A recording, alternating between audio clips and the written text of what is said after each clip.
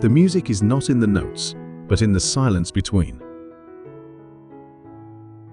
Neither a lofty degree of intelligence nor imagination, nor both together go to the making of genius. Love, love, love. That is the soul of genius. I pay no attention whatever to anybody's praise or blame. I simply follow my own feelings. When I am completely myself, entirely alone, or during the night when I cannot sleep, it is on such occasions that my ideas flow best and most abundantly. Whence and how these ideas come, I know not, nor can I force them.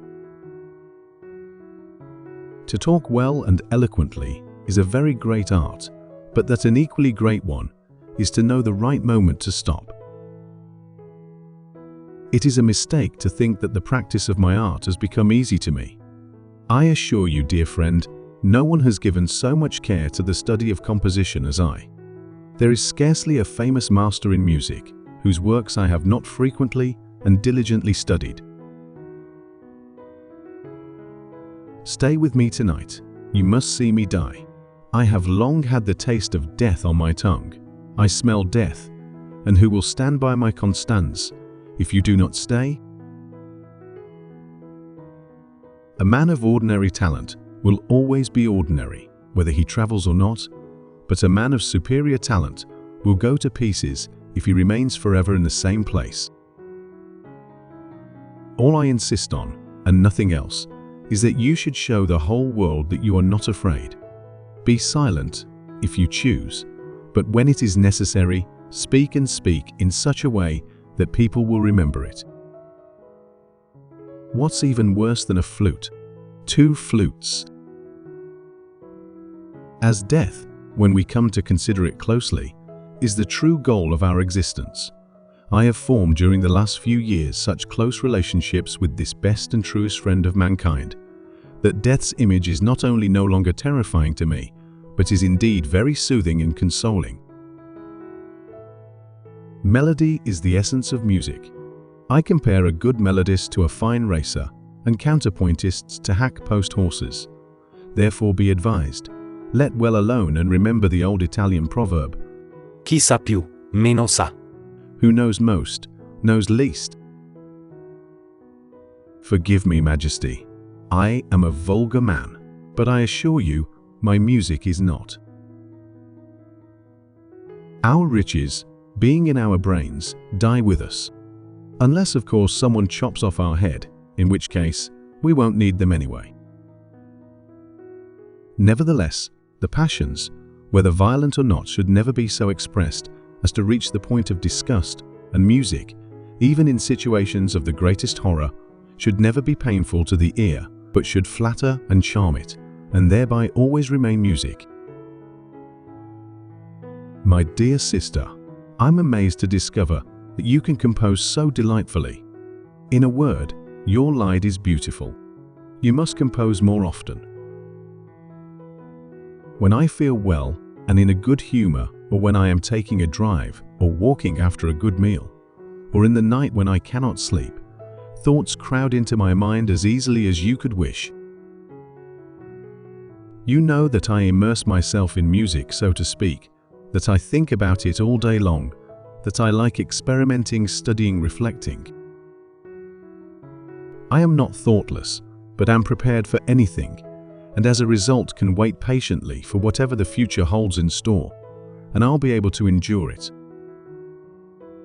They probably think because I am so small and young, nothing of greatness and class can come out of me, but they shall soon find out. If one has the talent, it pushes for utterance and torments one. It will out, and then one is out with it without questioning. It is, of course, a money marriage, nothing more. I wouldn't want to enter into this kind of marriage. I wish to make my wife happy, and not make my happiness through her. If you would dance, my pretty count, I'll play the tune on my little guitar. I beg you most humbly to go on loving me just a little, and to make do with these poor congratulations, until I get some new drawers made for my small and narrow brain box in which I can keep the brains that I still intend to acquire. I should like to know for what reason idleness is so popular with many young people that it is impossible to dissuade them from it, either by words or by chastisements. Believe me, I do not like idleness but work.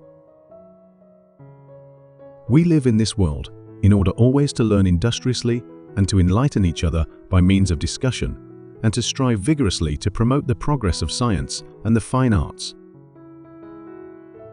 I am one of those who will go on doing till all doings are at an end. I thank my God for graciously granting me the opportunity of learning that death is the key which unlocks the door to our true happiness. My Constanzis is the virtuous, honorable, discreet and faithful darling of her honest and kindly disposed Mozart. I cannot write poetically, for I am no poet. I cannot make fine artistic phrases that cast light and shadow, for I am no painter. I can neither by signs nor by pantomime express my thoughts and feelings, for I am no dancer, but I can by tones, for I am a musician.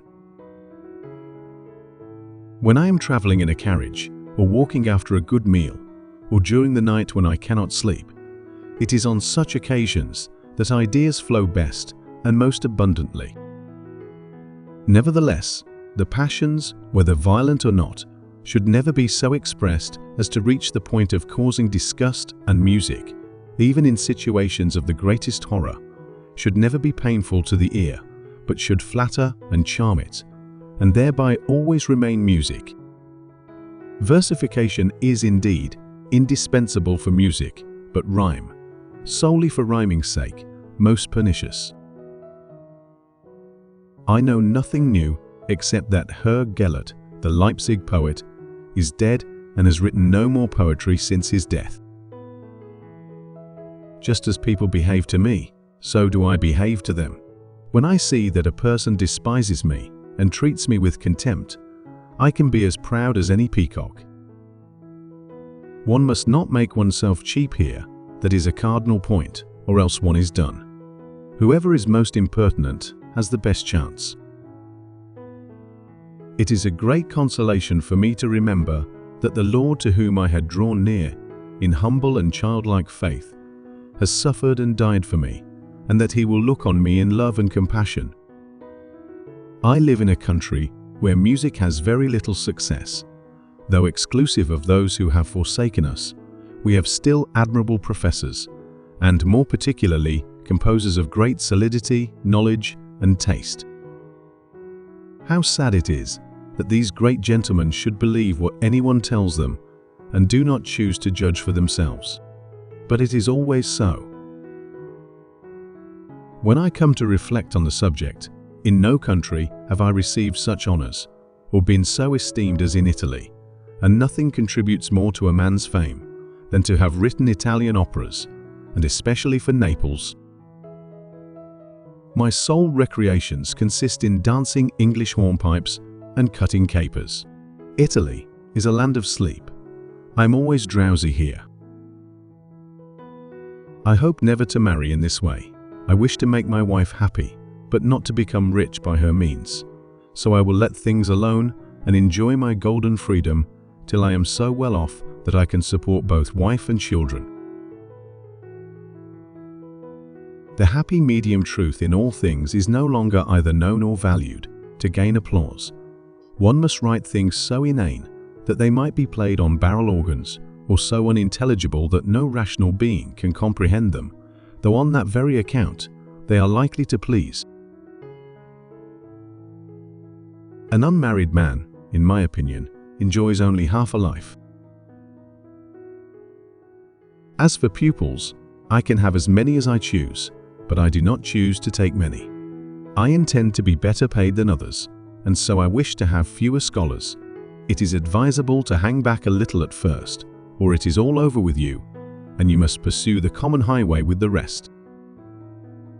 My father is maestro at the Metropolitan Church, which gives me an opportunity to write for the church as much as I please. The above are the life wisdom quotes for this episode. Which quote is your favorite? Please leave a comment to tell us. Don't forget to like, subscribe, and turn on notifications. See you next time.